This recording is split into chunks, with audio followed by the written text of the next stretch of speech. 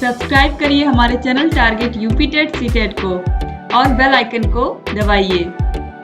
Hello friends, स्वागत करती हूँ मैं आप सभी भावी अध्यापक एवं अध्यापिकाओं का आपके अपने channel target UP TET CTET में। दोस्तों, आज की इस वीडियो में हम पढ़ने वाले हैं मुस्लिम कालीन शिक्षा, यानी कि मुस्लिम शिक्षा प्रणाली क्या थी और इसमें किस तरीके से प्राथमिक शिक्षा और उच्च शिक्षा के विषय में बताया गया था। दोस्तों, इससे पहले हम लोगों ने वैदिक कालीन शिक्षा जो कि वेदों पर आधारित थी और उसके बाद बौद्ध कालीन शिक्षा जो कि बौद्ध धर्म पर आधारित थी, यानी कि भगवान बुद्ध के विचारों को उसमें प्राथमिकता दी गई थी।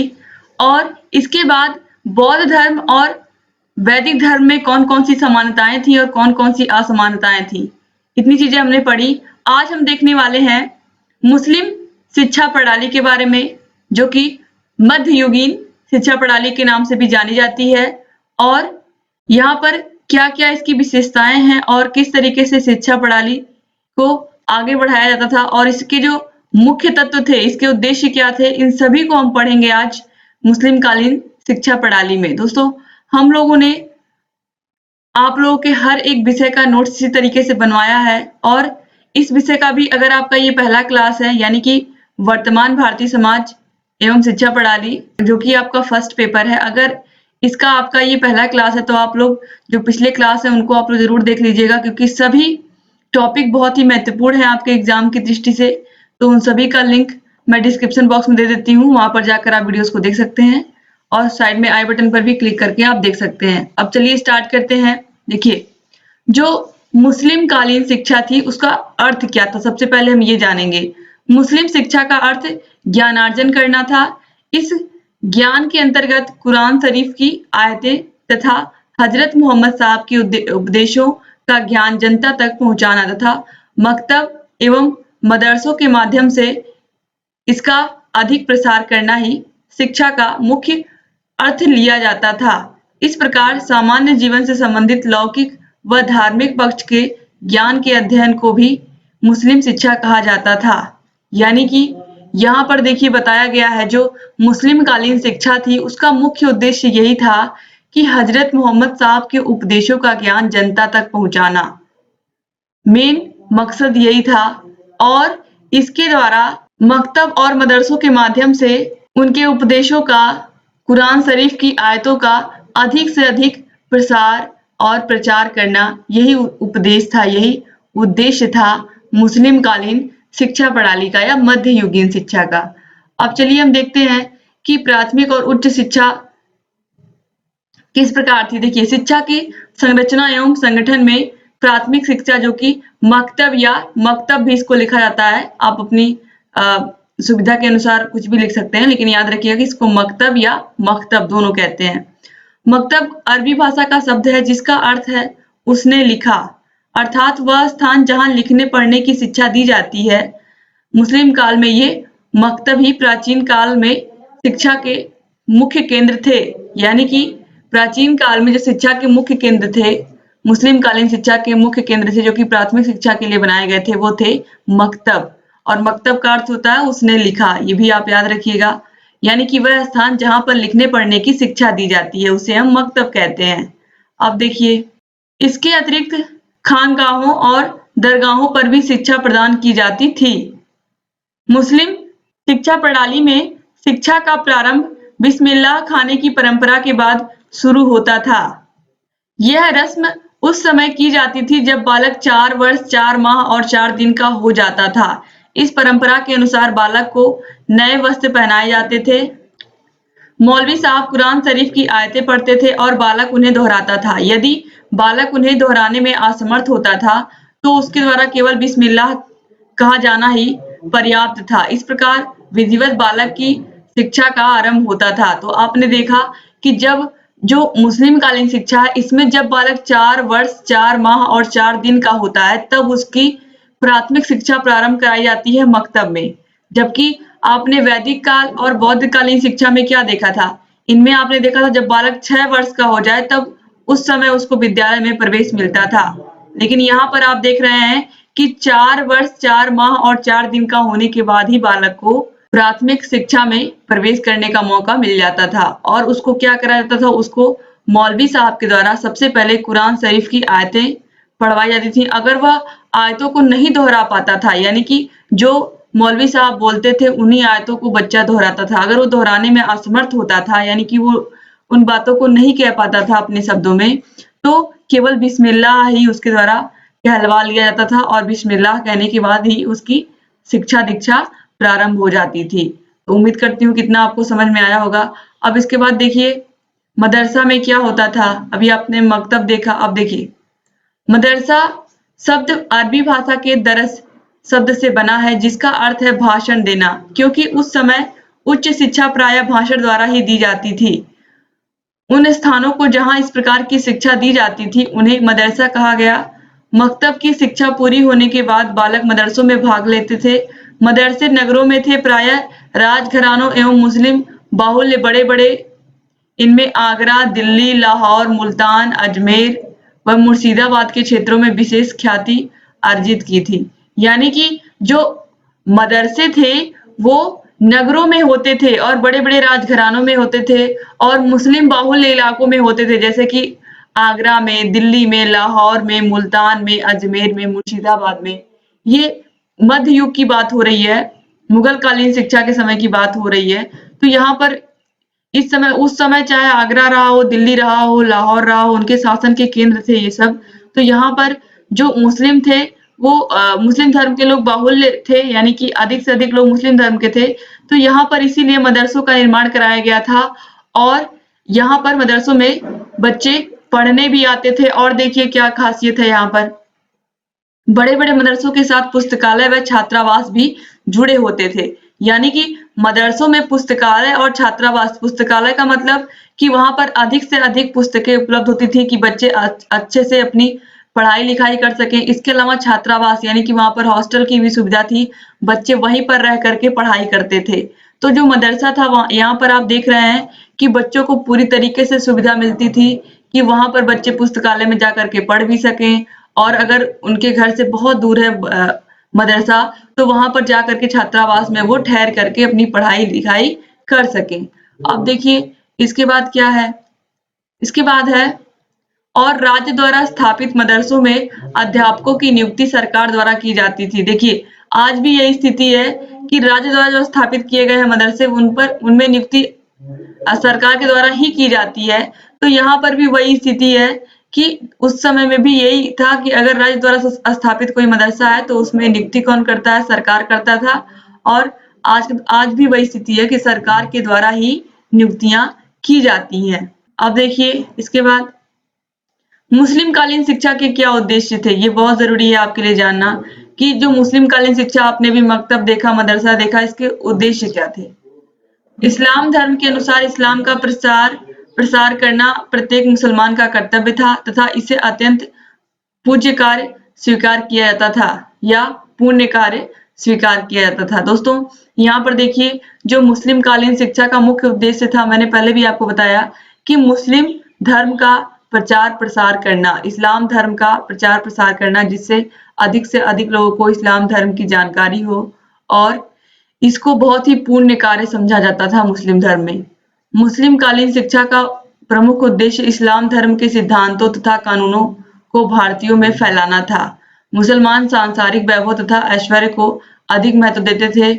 मुस्लिम संस्कृति में परलोक में विश्वास नहीं करते थे, अतः मुस्लिम शिक्षा को भावी जीवन की तैयारी माना जाता है। यानी कि जो मुस्लिम कालीन शिक्षा थी ये सांसारिक वैभव और ऐश्वर्य को अधिक महत्व देती थी।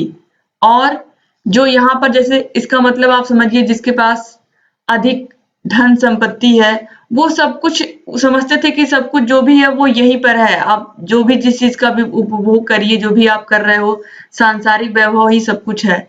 और वो परलोक में विश्वास नहीं करते थे। परलोक का मतलब कोई दूसरा लोक, जैसे लोग की मान्यता होती है कि अगर इंसान की मृत्यु होती है तो वह किसी और लोक में, परलोक में चला जाता है। ऐसा हिंदू धर्म में या भारतीय संस्कृति में लोग मानते हैं कि कहीं ना कहीं व्यक्ति की आत्मा कहीं ना कहीं किसी और लोक में चली जाती है। तो इस तरीके की धारणा नहीं थी मुस्लिम कालीन शिक्षा में। यहाँ पर जो भी है यहीं पर है और यहीं पर आप अपने सांसारिक वैभव जो भी आपने कमाया है, जो भी ऐश्वर्य है, वही सब कुछ है। तो यहाँ पर इस तरीके की का विचार मानते थे मुस्लिम लोग। अब यहाँ पर देखिए और क्या है, मुस्लिम शिक्षा का महत्वपूर्ण उद्देश्य व्यक्ति के व्यक्तित्व का निर्माण करना था। मोहम्मद साहब ने चरित्र निर्माण पर अत्यधिक बल दिया था। उनका कहना था कि इस्लाम सिद्धांतों के अनुसार, नियमों के अनुसार व्यक्तित्व निर्माण करके ही व्यक्ति जीवन में सफलता प्राप्त कर सकता है। दोस्तों, आपने देखा वैदिक धर्म में, वैदिक कालीन शिक्षा में भी चरित्र निर्माण पर अधिक बल दिया गया है, व्यक्तित्व के विकास पर अधिक बल दिया गया है। सेम चीज वही कहा गया है बौद्ध कालीन शिक्षा में भी। अब देखिए मुस्लिम कालीन शिक्षा में भी मोहम्मद साहब के द्वारा जो उपदेश दिए गए हैं उसमें यही बताया गया है कि सिर्फ शिक्षा का प्रमुख उद्देश्य है, महत्वपूर्ण उद्देश्य है, वो व्यक्ति के व्यक्तित्व का निर्माण करना है, यानी कि एक अच्छा व्यक्ति, चरित्रवान व्यक्ति बनाना है। अब देखिए मकतब एवं मदरसों में शिक्षा ग्रहण करने वाले धार्मिक वातावरण एवं धार्मिकता की भावना का समावेश किया जाता था तथा साथ ही उनको जीवन में धर्म का महत्व एवं गौरव से परिचित कराया जाता था। दोस्तों देखिए क्या-क्या विशेषताएं थी मुस्लिम कालीन शिक्षा की। मुस्लिम काल में शिक्षा को राज्य का संरक्षण प्राप्त हुआ। इसके साथ ही मुस्लिम शासकों ने मकतब एवं मदरसों की स्थापना करके शिक्षा के प्रति प्रेम व उदारता का परिचय दिया।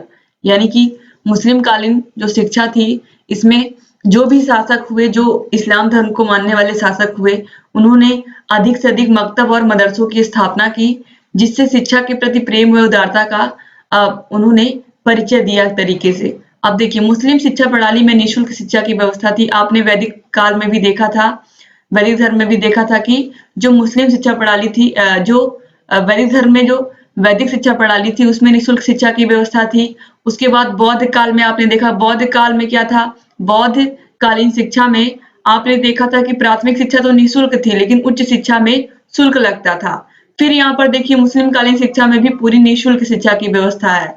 अब इसके बाद मकतब एवं मदरसों में किसी भी प्रकार का शुल्क नहीं लिया जाता था और आवास एवं भोजन की भी निःशुल्क व्यवस्था थी। मकतब एवं मदरसे में एक साथ रहने से शिक्षक एवं छात्रों के बीच व्यक्तिगत संबंध रहता था।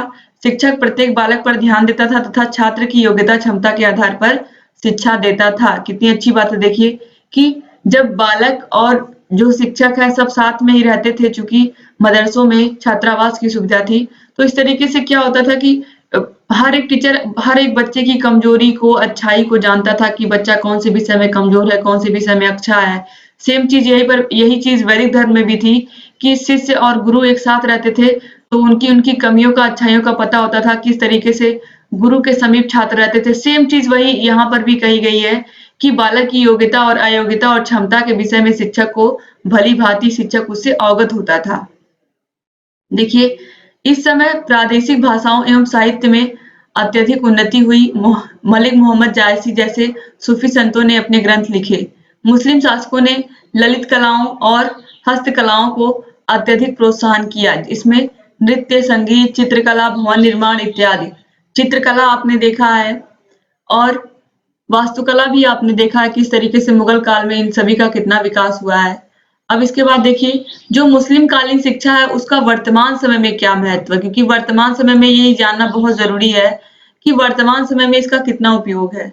मुस्लिम शिक्षा की वर्तमान युग में प्रासंगिक या उपयोगिता क्या है, देखिए नियमित आर्थिक सहायता की शुरुआत, यानी कि यहाँ पर देखिए बहुत सारे स्कूलों में लोग चैरिटी देते हैं, यानी कि दान देते हैं, अपनी स्वेच्छा से स्कूलों को कुछ दान करते हैं। तो यहाँ पर नियमित रूप से आर्थिक सहायता की शुरुआत की गई थी जो उस समय के मुस्लिम शासक थे उनके द्वारा।